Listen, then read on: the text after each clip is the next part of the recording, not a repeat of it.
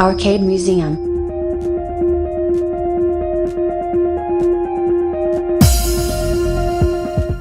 Bonjour à tous et bienvenue sur cette deuxième vidéo d'Arcade Museum. Dans la vidéo précédente, nous avions vu ensemble comment configurer Hyperspin et Rocket Launcher. Ici, dans la deuxième vidéo, nous allons attaquer le premier émulateur, donc MEM. On va voir comment l'installer, comment le configurer pour qu'il fonctionne correctement et également le tester avec un jeu pour vérifier que tout fonctionne. Je vous propose donc de commencer tout de suite cette première configuration d'émulateur.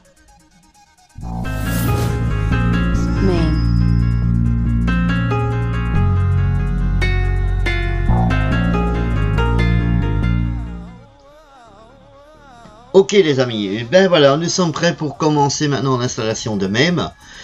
Donc en premier, il va falloir aller télécharger l'émulateur sur internet, c'est évident. Donc pour le télécharger, je vous conseille de télécharger une version qu'on appelle non-ag. Quelle est la différence entre une version normale et une version non-ag? Eh bien c'est très simple, en fait, la version normale, quand vous lancez un jeu avec un Hyperspin, il va vous demander de faire une manipulation avec votre manette gauche-droite avant de lancer le jeu. C'est un peu une sorte de petite signature qu'ils ont voulu mettre pour empêcher d'avoir vraiment un système qui démarre tout seul. Alors il y a eu sûrement quelques pirates, je pense, qui ont eu l'idée de créer une version non-ag qui justement débloque cette option. Donc elle ne vous demande plus de faire gauche-droite avec la manette ou d'appuyer sur une touche pour lancer le jeu. Elle lance le jeu directement. Donc dans le cas ici, on va taper MEM non-ag, N-O-N-A-G, on fait Enter. Et vous allez simplement vous rendre sur le deuxième lien. J'utilise moi-même la 0190 actuellement sur ma vidéo de présentation. Donc prenez la même éventuellement, prenez même une plus récente si vous voulez. Donc téléchargez-la. Et on va donc maintenant voir pour la dézipper dans un dossier qui va contenir l'émulateur. Donc mon dossier est toujours dans le... ici c'est le D. Même si c'est le E, après vous inquiétez pas, hein, vous pouvez juste remettre toujours tout le temps la lettre D ou E, ça ne changera rien.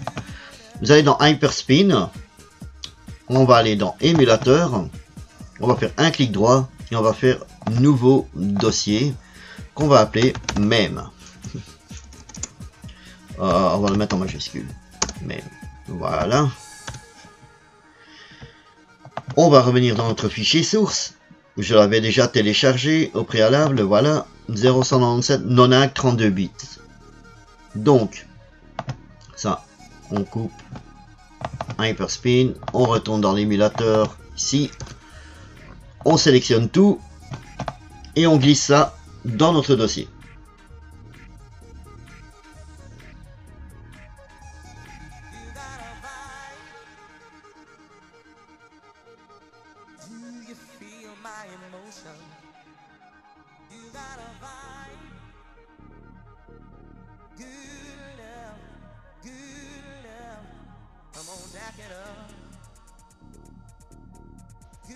Donc une fois que ce sera décompressé dans notre dossier MEM qu'on vient de créer, on va devoir aller télécharger des jeux. Évidemment, si on n'a pas de jeu dedans, MEM va pas servir à grand chose. Donc il existe pas mal de sites différents, vous pouvez télécharger les jeux un par un, à vous de voir ce que vous voulez mettre. Personnellement, il y a moyen de trouver des full sets complets direct sur Google en tapant full set ROM MEM 0.197. Précisez toujours bien la version de votre MEM pour être sûr que les ROM soient compatibles avec cette version de l'émulateur. Si vous prenez des anciennes ROM, ça risque de ne pas toujours fonctionner.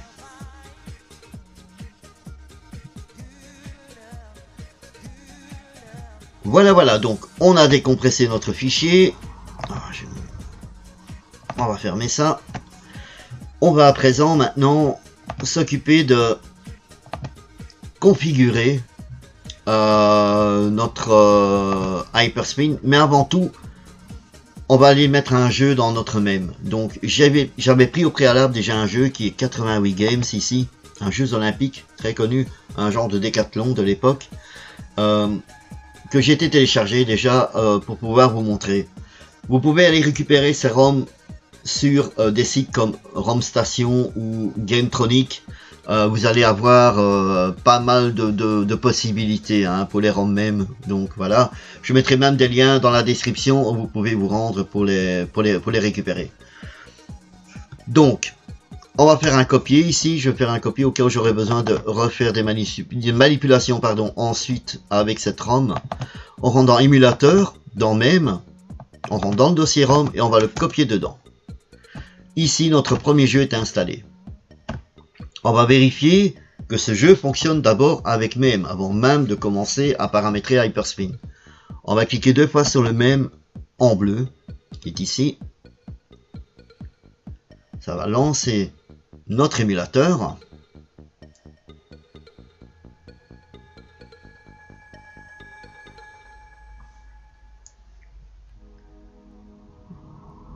Voilà. On va vérifier maintenant que notre jeu fonctionne. Donc on a le jeu 88 Games. Ici c'est toute la liste des jeux qui existent pour MEM. À savoir que parfois pour un jeu, il y a 5 versions différentes du même jeu. Parce qu'il y a eu le bootleg, il y a eu le 7.1, 7.2, 7.3, version japonaise, version européenne, version américaine. Donc quand vous allez mettre vous-même vos jeux dans votre système, vous allez devoir faire un tri. Et ne prendre que soit les jeux américains, soit les jeux japonais, soit les mettre tous ensemble. Et là vous allez avoir des fois 5 fois, 6 fois le même jeu dans votre roue. Ce serait un petit peu dommage. Donc ici, pour éviter de passer par cette liste qui est complète, on va directement voir sur Available, ça veut dire jeu disponible. Et là on n'en a qu'un. On clique 2 fois dessus et on regarde s'il se lance avec notre même. Et ça fonctionne. Et il ne nous dit pas en plus faites gauche-droite pour lancer le jeu. Le jeu démarre tout seul. Ok, pour sortir de là, on appuie sur la touche Escape en haut à gauche de votre clavier sur votre PC. Voilà. On revient sur l'interface de même et on va cliquer 2 fois sur Exit pour quitter même. On va maintenant commencer la configuration de même lui-même. Donc, dans Hyperspin, on va se rendre dans HyperHQ. On va lui indiquer déjà le chemin où se trouvent les ROM, le chemin où se trouve l'exécutable de même. Notre fenêtre s'est ouverte. On va cliquer sur l'onglet Will Setting ici en haut. Et dans Choose a Well, on va choisir même. Dans Exécutable, on clique sur le petit dossier. Et on va les récupérer. Il est directement dedans. Ici, sur même en bleu. On clique 2 fois dessus pour le sélectionner. Même.exe. Et pour les ROM, pareil, on va se rendre dans Hyperspin, émulateur, même. Et là, on va aller dans ROM, évidemment, le dossier ROM. C'est tout.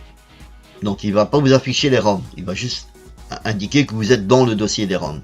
Faites OK. Dans les extensions, on va taper zip, virgule, un espace, toujours un espace, rare.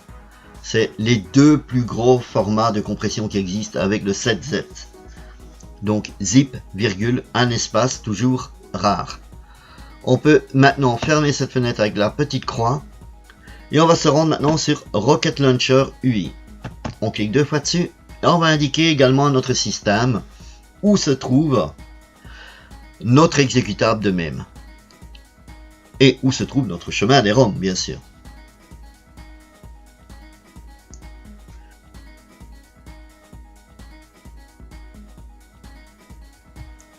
On va sur émulateur et on va descendre dans la liste jusqu'à ce qu'on trouve même.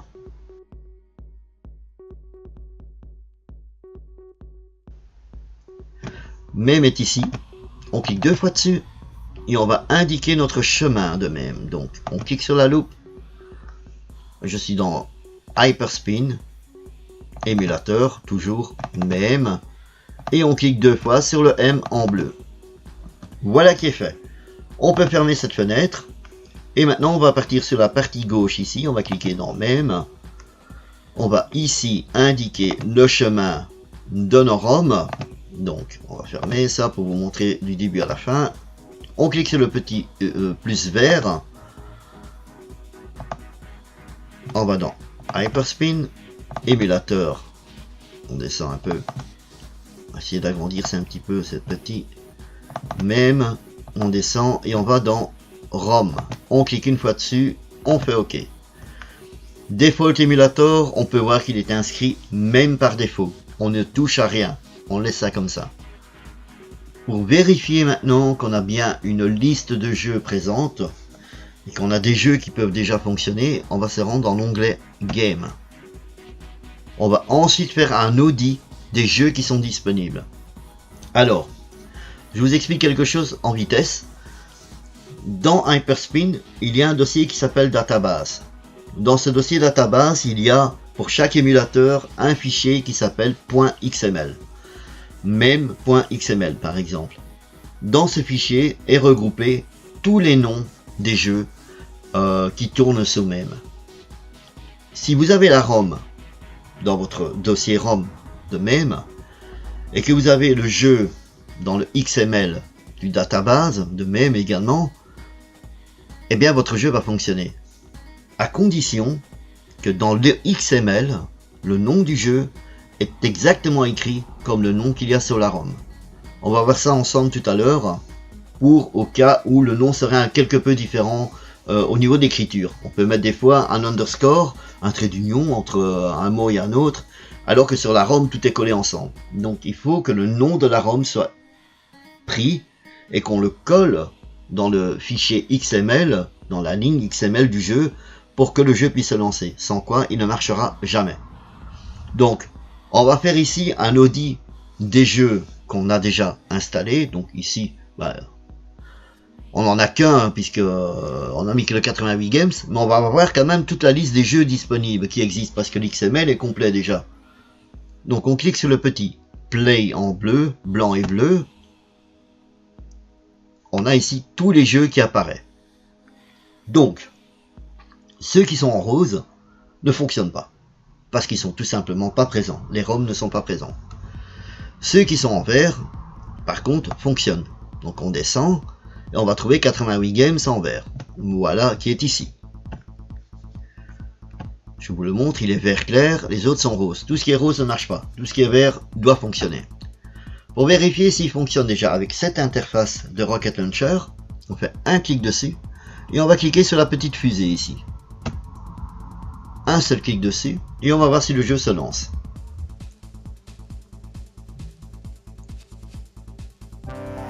Formidable, ça fonctionne. Pour sortir, de nouveau, touche Escape. On revient sur notre interface. Alors, ici ça fonctionne. Maintenant, si vous passez par Hyperspin, ça va pas fonctionner. Parce qu'il va vous manquer quelque chose. On va le vérifier ensemble. Je lance Hyperspin. Et on va lancer le jeu 88 games. Et il va vous dire qu'il manque un fichier XML dans Rocket Launcher. On fait Escape. Dans notre roue ici, ça c'est la roue 1, on va dans même, on fait Enter. Et on a 88 games. J'essaie de faire Enter pour le lancer. Il va me dire non, non, ça va pas aller. Et voilà. Et il ne trouve pas le fichier database même.xml dans le Rocket Launcher. On va donc devoir aller le copier. On va quitter ceci, on fait Escape. Encore Escape. Et on fait Enter pour sortir. Donc, dans Hyperspin, on a un dossier qui s'appelle Database. On rentre dedans, on va dans même. Regardez bien comment même est écrit, tout en majuscule. Très important de vous en souvenir. On va descendre et on va prendre juste le fichier même qui est ici, qui est un document XML. Je vous montre à quoi ça ressemble. Clic droit dessus, ouvrir avec bloc-notes. Voilà à quoi ressemble un fichier XML. Ça contient en fait des balises. C'est un peu comme du HTML. Donc on a une balise entrante et une balise fermante. Game, ouvrant, game, fermant. Dedans, on a les infos pour que Hyperspin puisse reconnaître votre jeu et le lancer. La première ligne ici, pardon, c'est la plus importante. Ce nom-là doit être le même que le nom sur votre ROM. S'il y a un espace, par exemple, je fais un espace ici, et je sauvegarde et j'essaie de lancer le jeu, il va me dire non, non, ça marche pas. C'est pas écrit comme ça. Donc, bien vérifier que le nom est identique à celui de la ROM. Et ce nom-ci, c'est le nom qui va être affiché en bas à gauche de votre écran dans Hyperspin, qui va vous indiquer le nom du jeu. Donc, vérifiez à chaque fois bien, si un jeu ne se lance pas, que le nom de la ROM est le même écrit de la même manière, pardon, que dans le XML ici. D'accord? Donc, notre fichier ici, qu'est-ce qu'on va en faire? Eh bien, on va simplement faire un clic droit dessus, on va faire copier.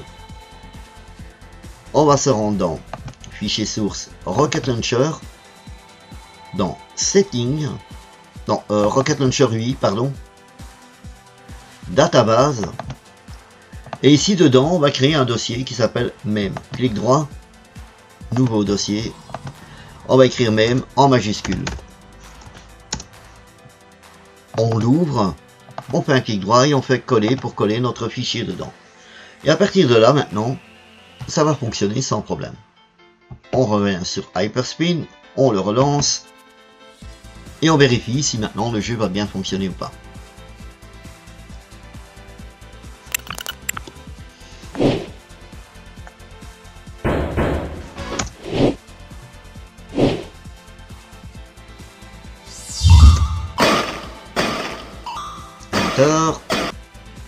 Et voilà, maintenant ça fonctionne. Plus aucun problème. Tout va fonctionner. Tous les ROM que je vais mettre dedans maintenant vont fonctionner. N'oubliez toujours pas de vérifier, bien évidemment, les noms des ROM, hein, qu'elles soient identiques à celles retrouvées dans le XML. Ne faites pas de faute, n'oubliez pas de mettre un guillemet au début et à la fin. Si vous effacez un caractère en trop, ça va de nouveau pas fonctionner. Il va vous dire d'ailleurs, s'il y a une erreur, il va même pas rentrer dans la roue avec les jeux. Donc, si vous avez ça, ça veut dire que vous avez effacé un caractère ou vous avez mis un caractère en trop, qui n'existe pas dans ce langage de programmation. Ben voilà les amis, je pense que là on a fait le tour. Je vous mets le lien évidemment des différents sites où vous pouvez récupérer les ROM dans la description de cette vidéo. La prochaine vidéo, ben, on parlera d'un autre émulateur. Je pense qu'on va peut-être s'attarder sur le Vectrex, pourquoi pas. Allez, ou PlayStation 1, on verra. En tout cas, ce sera la surprise. Et n'oubliez surtout pas que si vous aimez cette vidéo, de cliquer sur le petit pouce bleu, le petit like, et de cliquer sur la petite cloche pour les futures notifications et les avertissements des nouvelles vidéos que j'aurai mis en ligne. Voilà, à la prochaine. Arcade Museum.